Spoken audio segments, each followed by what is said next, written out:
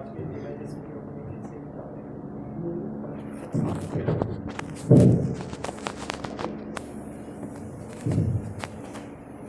Só um pouco, Deus, Pai do Senhor. Peço aos irmãos que abram as vossas Bíblias no livro de Juízes, capítulo 11. Juízes, capítulo 11, versículo 1. Aleluia. Como faço de costume, em primeiro lugar, sou grato a Deus Pai, Deus Filho, Deus Espírito Santo, por essa rica oportunidade que me é concedida da parte de Deus. Sou grato a Deus pela vida do pastor Rogério, pela vida do pastor José Linhares e por toda a igreja, pela confiança que me é concedida nesta noite. Juízes capítulo 11, versículo 1. Aleluia. Glória a Deus. Já senti a presença de Deus neste lugar, através dos louvores, das oportunidades, e creio eu que agora é um momento especial, é o momento da palavra de Deus.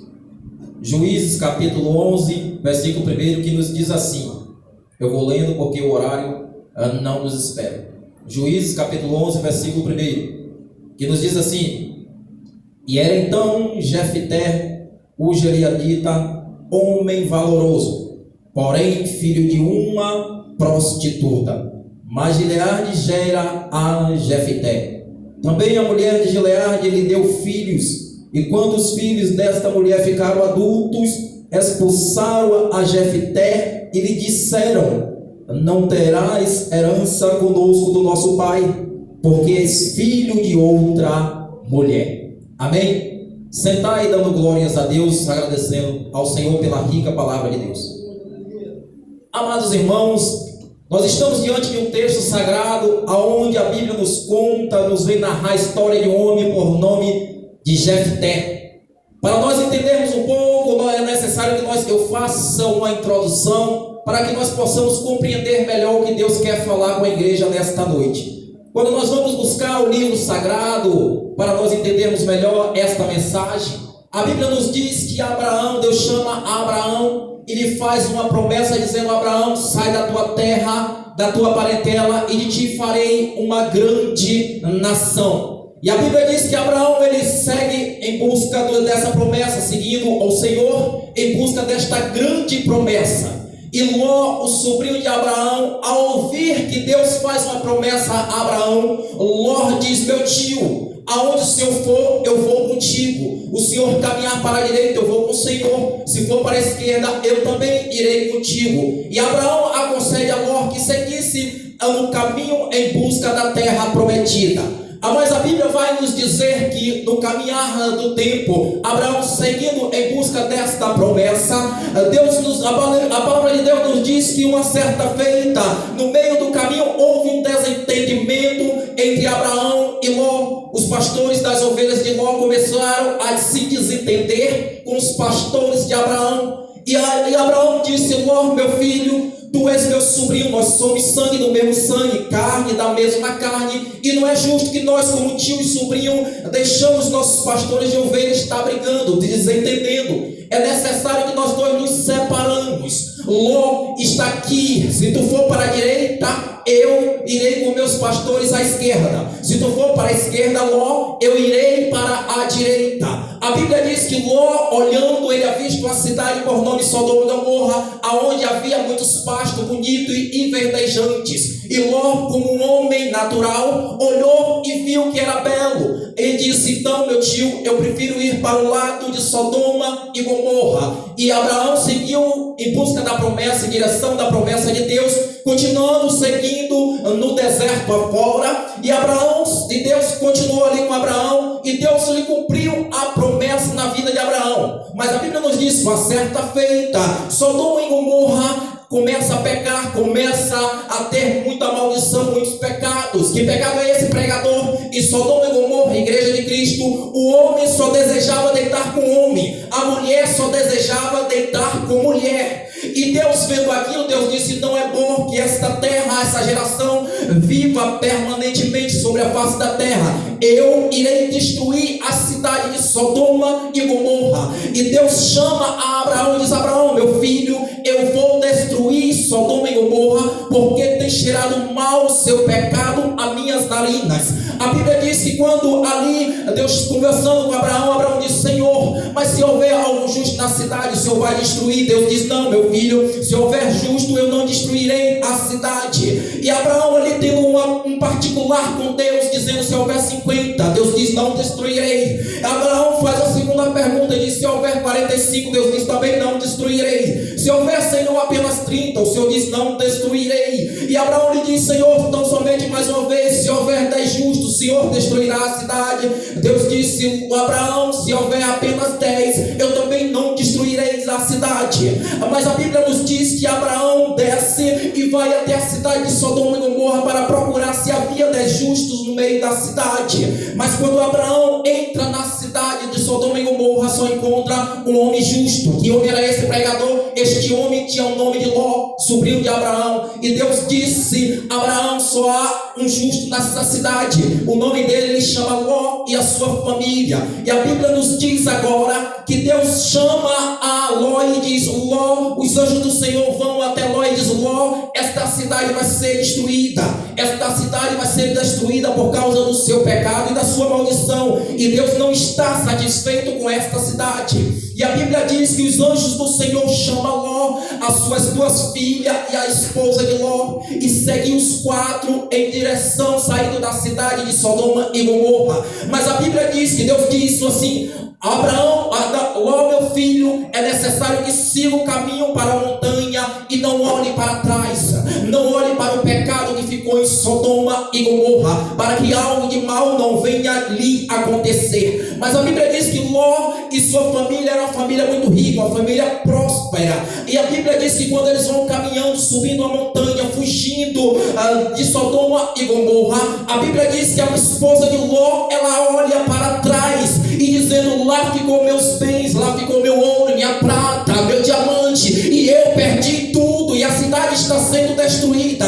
E naquela mesma hora que esta mulher está olhando, desejando as coisas do mundo, a Bíblia diz que veio uma chama do céu, e naquela mesma hora aquela mulher vira uma estátua de sal que está lá até hoje. Se eu e você nós procurarmos, pesquisarmos, nós vamos encontrar esta mulher, está lá até hoje, essa ruína desta mulher, essa esposa de Ló, que é hoje uma estátua de sal. Continuando a história do texto sagrado, a Bíblia diz que Ló, ele habita ali naquela montanha com suas 2 filhas. Ló ali ia habitando com suas 2 filhas, porque Ló tinha medo de seguir para outra cidade, porque por causa dos seus inimigos. E a Bíblia agora vai nos dizer que as 2 filhas de Ló, elas disseram: nosso pai é o único herdeiro da herança, da promessa. Nosso pai não tem filho e nossa mãe já morreu. Se nosso pai não der filho homem, a geração do nosso pai vai acabar, porque só tem nós 2 mulheres. E aquelas 2 mulheres, aquelas 2 filhas de Ló, ela tem um intuito no seu coração. Elas diz: se tão somente nós embebedarmos o nosso pai, e nós embriagarmos o nosso pai e deitarmos com ele, nós vamos gerar filho para o nosso pai, e nosso pai não ficará sem descendente, nosso pai não ficará sem filhos na terra. A Bíblia diz que a primeira filha, ela se deita com o pai, ela embriaga o pai, a primeira noite se deita com o pai, e ela tem um filho por nome de Moabe, que é o pai dos moabitas. No segunda noite, meus irmãos, a segunda filha de Ló faz a mesma coisa, embriaga o seu pai, embriagando o seu pai, a segunda filha vai e deita com o seu pai. E naquele segunda noite, as 2 filhas de Ló ficam grávidas. As 2 filhas ficam grávidas do próprio pai. E Deus não se agradou com isso. E nasceu 2 filhos nessa situação. Um filho por nome de Moabe e um filho por nome de Amon. Amon, Moabe e Amon. Amon é o pai dos moabitas e Moabe é pai dos amonitas. Essas 2 gerações que foram geradas, através deste pecado, a Bíblia diz que gerou 2 gerações má e perversa, aonde esses 2 exércitos passavam, destruía os pais, as mães e as crianças. A Bíblia diz que a descendência de Moabe, os filhos de Moabe, quando ia para a guerra, para invadir uma cidade, eles tinham o prazer de encontrar uma mulher grávida e rasgar sua barriga no meio e tirar o filho vivo, matando aquela mulher. Ele tinha esse prazer. Os filhos de Amon tinham o prazer de pegar os seus inimigos vivos e arrancar os seus olhos. Uma geração mais perversa.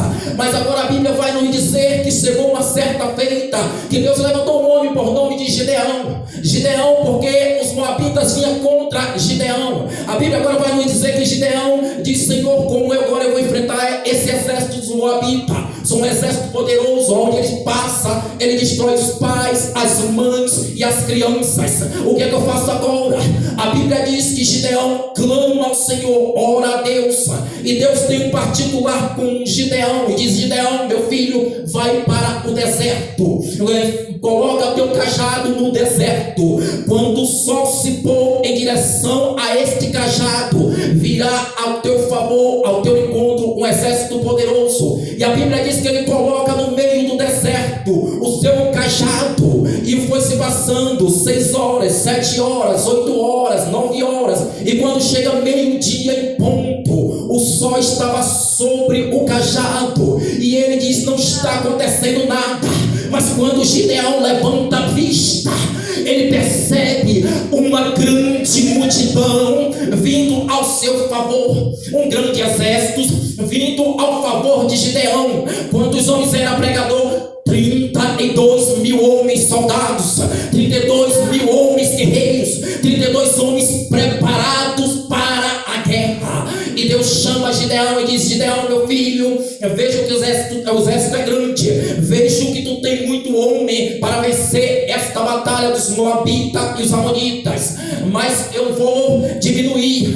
Gideão, é muito grande teu exército para enfrentar os moabitas e os amonitas. E disse Gideão: ah, Senhor, porque grande? São 135 mil inimigos contra 32 mil, Senhor. E o Senhor disse que meu exército ainda é grande. E disse Gideão: Gideão, chama os 32 mil, faz uma convocação com os 32 mil homens.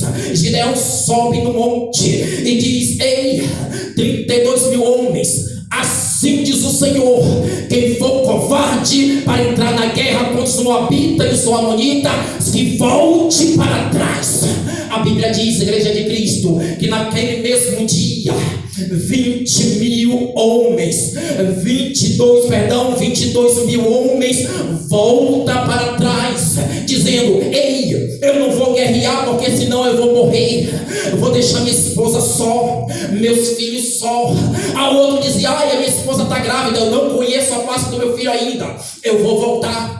A Bíblia agora vai nos dizer que Deus chama Gideão mais uma vez e diz: Gideão, meu filho, tu agora só tem 10 mil para lutar contra 135 mil. E Gideão disse: mas Senhor, o que eu faço agora são 10 mil contra 135 mil.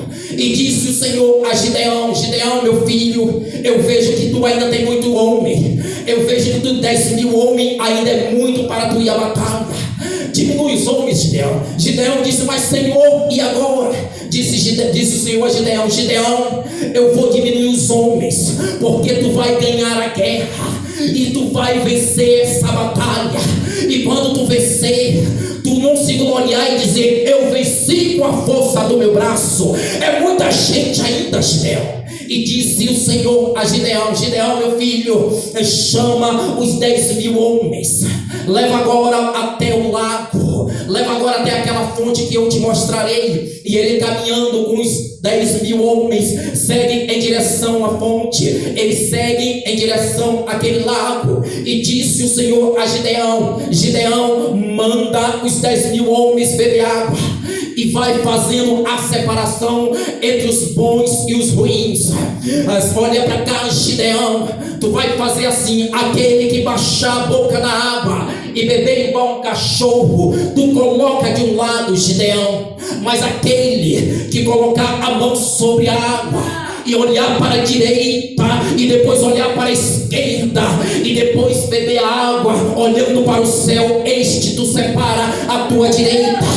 E a Bíblia diz, igreja de Cristo, que entre 10 mil homens, para se separar 300 escolhidos, para separar 300 ungidos. A Bíblia diz que 10 mil homens descem para beber água. Quando ele está observando 300 homens, perdão, 9.700 homens se abaixa com sede por causa do deserto para beber água com tanta sede, e eles colocam a mão sobre a terra na beira do rio e começam a beber a água como um cachorro. Mas a Bíblia agora vai nos dizer que 300, apenas 300 ungidos, apenas 300 escolhidos, apenas 300 separados, eles pegavam a água com a palma da mão, e quando ele botava a água na palma da mão, primeiro ele olhava para a direita para ver se havia inimigo, ele olhava para a esquerda para ver se havia inimigo, ele olhava para a retaguarda para ver se havia inimigo, e quando não havia inimigo, nem na direita, nem na esquerda, nem na retaguarda, eles bebiam a sua água.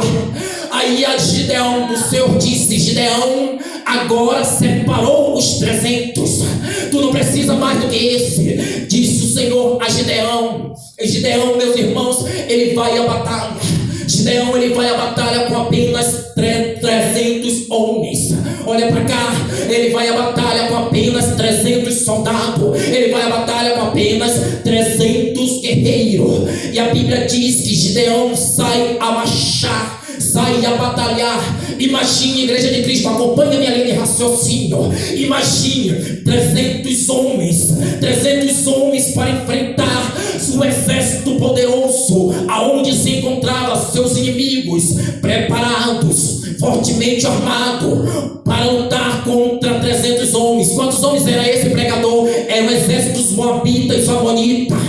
135 mil homens guerreiros, 135 mil homens preparados para a guerra, 135 mil homens que nunca tinha perdido apenas uma batalha. A Bíblia diz que onde os moabitas e os amonitas entravam, eles nunca perdiam a batalha. Como é isso, pregador? Se fosse hoje, deixa eu te ensinar, se fosse hoje o exército dos Estados Unidos, aonde o exército dos Estados Unidos entra, ele nunca perde uma batalha. É por isso que o Brasil é amigo dos Estados Unidos, porque sabe que os Estados Unidos é poderoso. Israel é amigo dos Estados Unidos, e quem se torna inimigo dos Estados Unidos acaba perecendo. Nós sabemos disso, e naquela época não era diferente.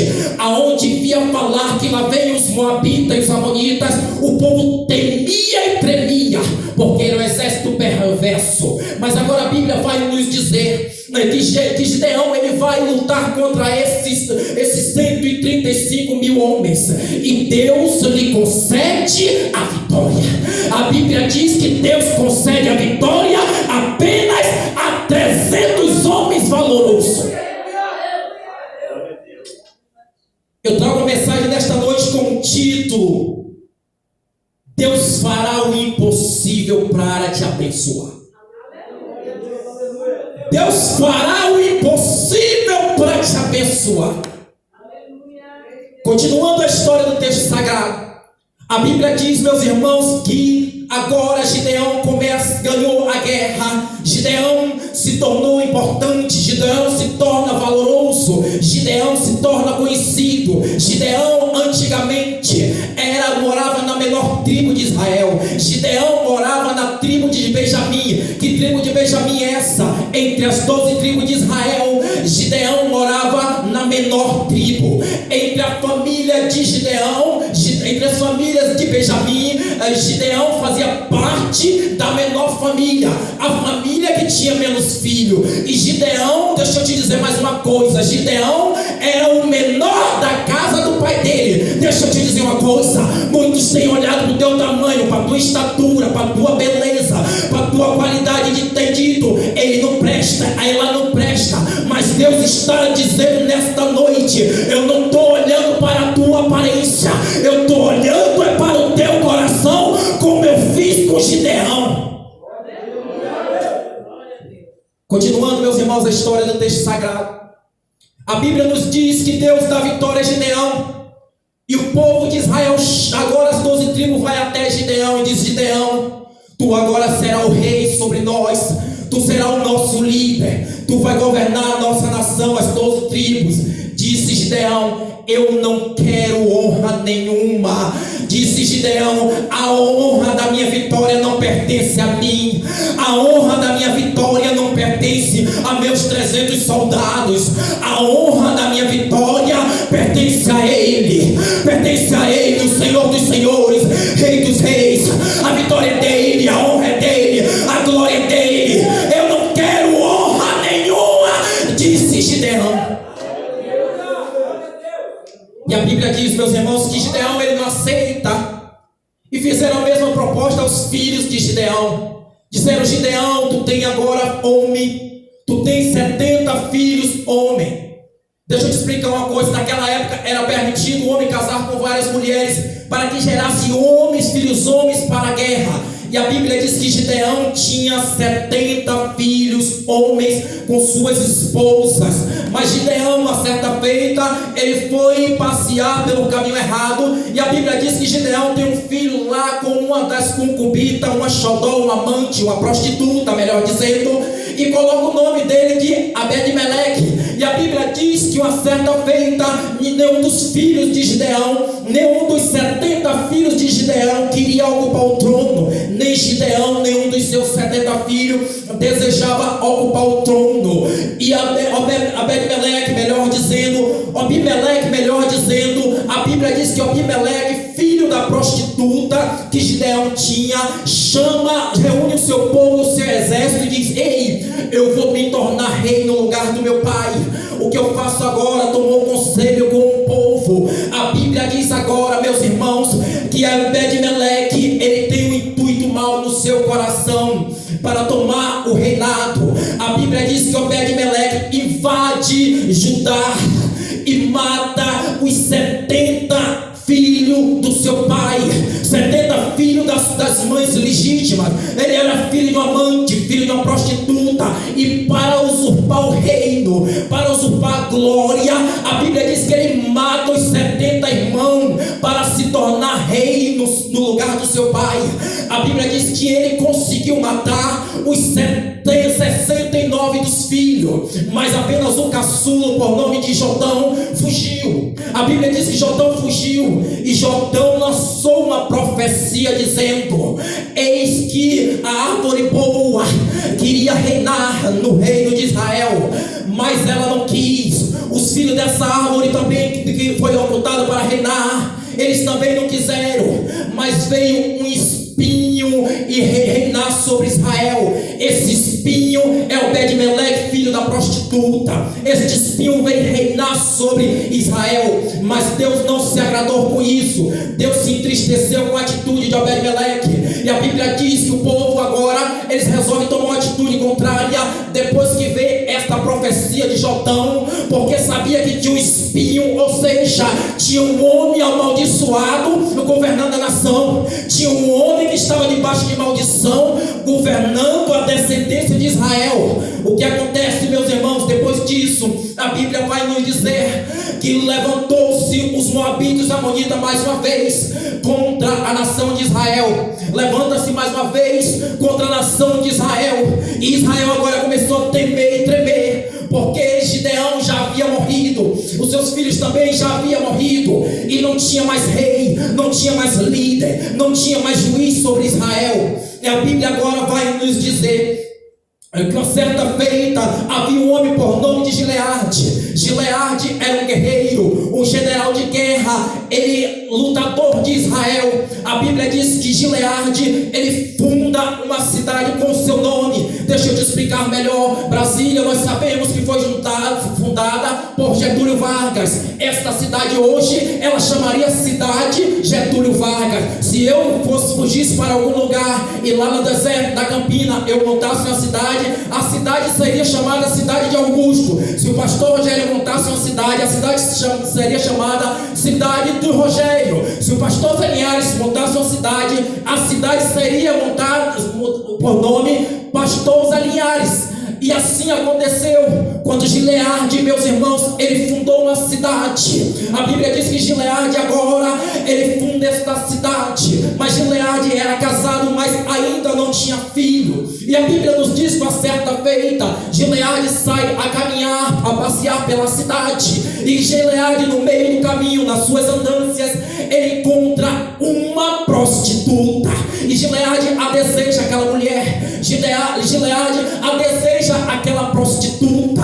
E a Bíblia diz que Gileade vai e faz um acerto com ela. Ou seja, que a CVS, a pregador, fez um acerto financeiro. Perguntou quanto é para nós termos alguma coisa. Ela falou o valor. Ele disse: eu concordo em te pagar. E Gileade vai, deita com aquela mulher prostituta e apaga aquela mulher por este programa. Mas a Bíblia diz que passando os dias, chegou um dos mensageiros à casa de Gileade e dizendo: Gileade, tu não sabe da maior. Gileade disse: o que é que está acontecendo? Ele disse: é uma coisa grave, Gileade. E Gileade disse: conta logo o homem que está acontecendo. Já estou preocupado, disse Gileade. E disse o mensageiro: Gileade, tu és homem famoso, homem conhecido, fundador de uma grande cidade que leva o teu nome, e vai criar um escândalo tremendo. Ele disse: que escândalo é esse? Gileade, tu deitaste com a prostituta.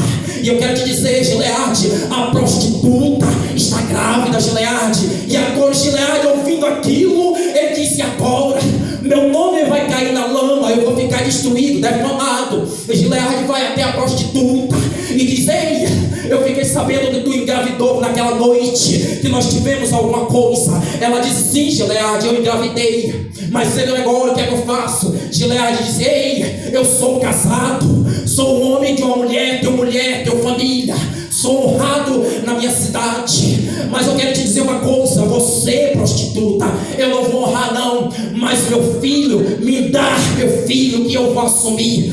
Eu assumirei meu filho, você não, mas meu filho eu assumirei, disse Gileade. Quando nós chegamos, Igreja de Cristo, no mesmo capítulo de Juízes, capítulo 11, versículo 2, a Bíblia agora vai nos dizer que a esposa de Gileade, ela começa também a gerar filho. Gileade ainda não tinha filho. Foi muito importante para Gileade aquela gravidez. Gileade pega aquele filho, tão feliz, tão contente, dizendo: este é meu filho, é osso dos meus ossos, é carne da minha carne. Eu sei que é fruto de uma prostituição, é fruto de um adultério, mas eu amo. Eu vou colocar o nome dele Jefté. Eu vou colocar o nome dele Jefté, que significa Deus abre. O nome Jefté significa Deus abre. É por isso que eu trago uma mensagem nesta noite com o título: Deus fará o impossível para te abençoar.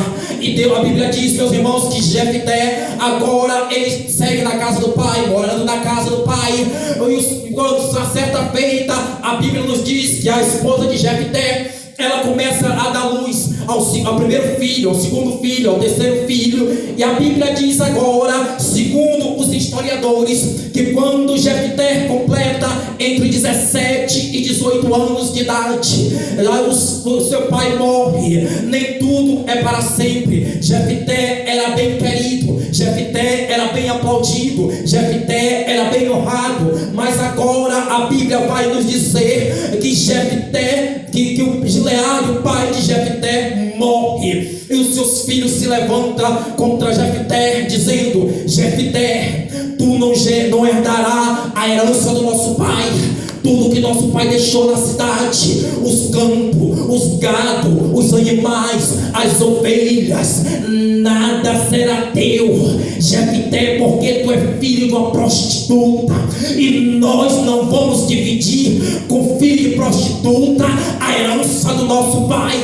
E Jefté, ouvindo isso, Igreja de Cristo, Jefté saiu triste, abatido, humilhado. E a Bíblia diz que Jefté sai da cidade. Jefté sai da cidade triste, abatido, angustiado, humilhado, e vai para uma cidade por nome Tobi. Que cidade é essa, pregador? A cidade por nome Tobi só morava, se fosse nos dias de hoje, maconheiro, prostitutos, assassinos, ladrão, doentes malignas. E Jefté foi para esta cidade cidade. Mas a Bíblia diz que quando Jefté chega nesta cidade, Jefté já era um menino de 17 anos. Jefté agora se torna um morador de rua. Jefté deixa de ser filho do homem, do dono da cidade. Jefté agora passa a ser humilhado. A situação reverte agora ao contrário. Jefté agora vira um morador de rua. Jefté, para comer, não comia mais na mesa do pai.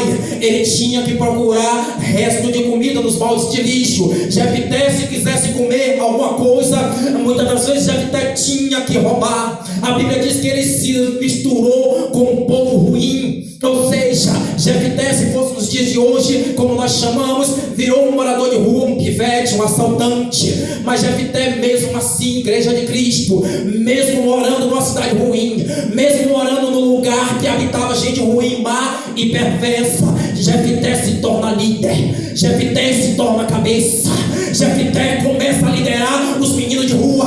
Jefté agora, ele é chefe dos meninos de rua. Você não está entendendo? Deixa eu te dizer uma coisa. Se Deus te levantou como cabeça, se Deus te levantou como cabeça, tu pode estar no teu trabalho, você vai ser cabeça. Tu pode estar na igreja, você vai ser cabeça. Se teu vizinho disser que tu não presta, você vai continuar sendo cabeça. Deixa eu te dizer uma coisa: quem nasceu para ser cabeça nunca será cauda. Se Deus te levantou como cabeça, igreja de Cristo, você nunca vai ser cauda. Mas a Bíblia diz agora que houve um desentendimento nas tribos.